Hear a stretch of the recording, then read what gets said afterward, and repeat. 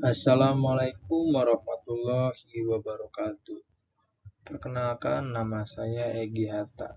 Saya merupakan mahasiswa dari Universitas Teknologi Digital Bandung dengan NPM 101226269B kelas manajemen bisnis. Di sini saya akan mencoba menjelaskan tentang apa itu Ma'rifatul Insan. Yang pertama ada ta'arif al-insan atau pengenalan manusia. Yang kedua ada hakikatul insan atau hakikat manusia. Yang ketiga ada taqokul insan atau potensi manusia. Dan yang terakhir ada nafsul insan, jiwa manusia. Pembahasan pertama yaitu definisi manusia. Definisi manusia itu sendiri bisa dipahami secara bahasa bahwa manusia berasal dari kata Sanskerta yang berarti berpikir, berakal budi atau makhluk yang berakal budi. Manusia sendiri yaitu salah satu makhluk ciptaan Allah Subhanahu wa taala yang memiliki peranan penting dalam kehidupan di muka bumi. Manusia juga dipandang sebagai makhluk yang paling tinggi derajatnya dibandingkan makhluk Allah Subhanahu wa taala yang lainnya.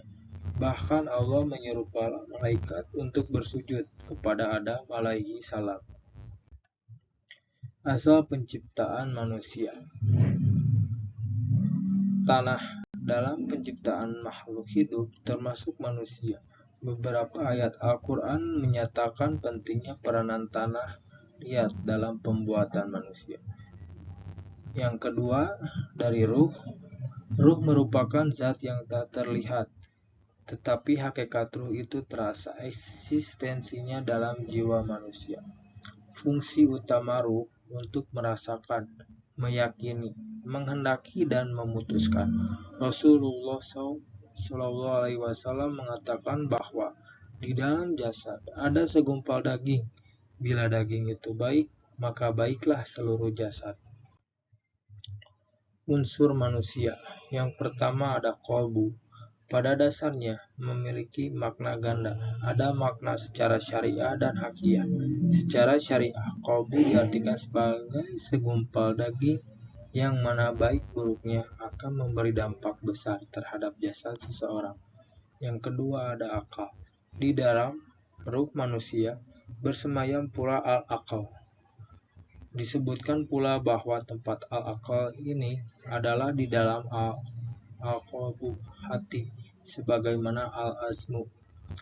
Yang ketiga ada jasad. Jasad sangat mudah dikenali karena ia dapat kita lihat dan kita raba. Karena itu tidak ada perbedaan tentang hakikat jasad ini. Yang terpenting bagi manusia adalah menggunakannya sebagai pelaksana, sebagai apa yang telah ditekadkan oleh hati dan direncanakan oleh akal. Materi kedua yaitu hakikat manusia. Dalam Kamus Besar Bahasa Indonesia atau KBBI, hakikat memiliki dua arti, antara lain. 1. Intisari atau dasar. Contoh kata, dia yang menanamkan hakikat ajaran Islam di hatiku. 2. Kenyataan yang sebenarnya atau sesungguhnya. Contoh kata, pada hakikat yang mereka orang baik-baik. Makhluk. Menurut Kamus Besar Bahasa Indonesia atau KBBI, makhluk adalah sesuatu yang dijadikan atau yang diciptakan oleh Tuhan seperti manusia, binatang, dan tumbuh-tumbuhan. 1. Al-fitrah, berada di atas fitrah. Menurut Kamus Besar Bahasa Indonesia KBBI, fitrah adalah sifat asal, kesucian, bakat, dan pembawaan. 2. Manusia diciptakan dalam keadaan lemah. Manusia juga diciptakan oleh Allah Ta'ala dalam keadaan dhaif atau lemah. Kelemahannya terutama dalam menghadapi godaan hawa nafsu. Kadangkala mereka mengalami lemah azam, tekad, lemah iman, dan lemah kesabaran. 3. Bodoh. Manusia juga diciptakan oleh Allah Ta'ala dalam keadaan jahil atau bodoh. Yang keempat, fakir. Manusia juga diciptakan oleh Allah Ta'ala dalam keadaan fakir, butuh atau berkehendak kepada pemberiannya. Dimuliakan. Manusia adalah satu-satunya makhluk Allah yang dimuliakan oleh Allah dari makhluk yang lainnya. Yang ke-1, dengan ditiupkannya ruh, Allah Ta'ala memuliakan anak-anak Adam karena nafur rohi telah ditiupkan ruh ciptaan Allah Ta'ala kepadanya. Yang kedua, memiliki bentuk keistimewaan. Manusia merupakan makhluk yang Allah anugerahi dengan berbagai keistimewaan dibandingkan dengan makhluk lainnya. Sebagaimana firman Allah di dalam Quran Surat Al-Isra ayat 70. Yang ketiga, ditundukkannya alam padanya. Manusia pun dimuliakan oleh Allah Ta'ala karena muharun lahu telah ditundukkan alam ini kepadanya.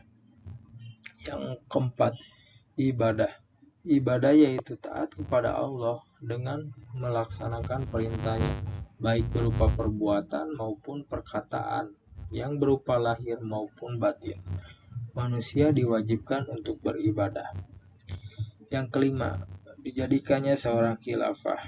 Di antara tugas khilafatullah fil ardi ialah menegakkan hak dan keadilan di muka bumi, membersihkan alam ini dari perbuatan najis, syirik, fasik, serta meninggikan kalimat Allah. Allah akan memperhatikan dan mencatat semua perbuatan manusia dalam melaksanakan tugasnya itu, apakah sesuai dengan yang diperintahkannya atau tidak. Balasan manusia di akhirat. Yang 1, berakibat surga. Manusia adalah makhluk yang maziyun atau mendapatkan balasan amal. Mereka yang beriman dan berbuat kebajikan akan mendapatkan balasan dari Allah Ta'ala berupa al-jannah, surga, sebagaimana firman-Nya. Adapun orang-orang yang beriman dan mengerjakan kebajikan, maka mereka akan mendapat surga tempat kediaman, sebagai pahala atas apa yang telah mereka kerjakan. Quran Surat As-Sajdah, surat ke-32 ayat 19. Yang kedua, berakibat neraka.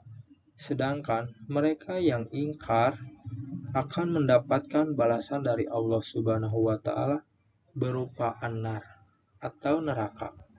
Allah berfirman, "Jika kamu tidak mampu membuatnya dan tidak akan mampu, maka takutlah kamu akan api neraka yang bahan bakarnya manusia dan batu, yang disediakan bagi orang-orang kafir." Quran Surat Al-Baqarah, surat kedua ayat 24.